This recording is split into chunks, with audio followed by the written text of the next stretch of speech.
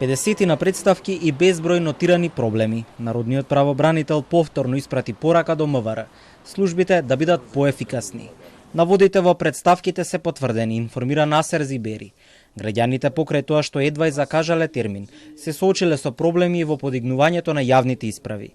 Тимови на Народниот правобранител заедно со службеници од Министерството барале готови документи по укажување од граѓани на кои, иако итно им бил потребен пасош за лекување во странство или за службено патување, не успевале да го подигнат. Нашите екипи во соработка со службите во Министерството за внатрешни работи ги решаваат суксесивно.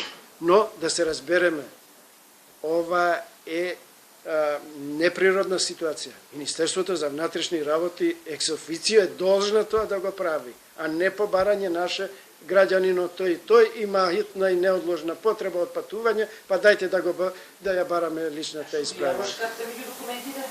Вашите екипи? Да.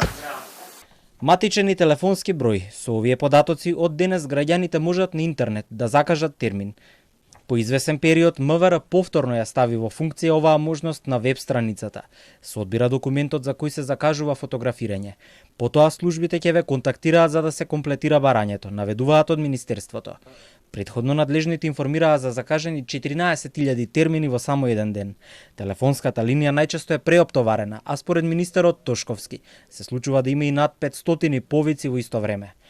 Од почетокот на годината поднесени се 216.000 барања за пасоши на ниво на цела држава, плюс они од диаспората.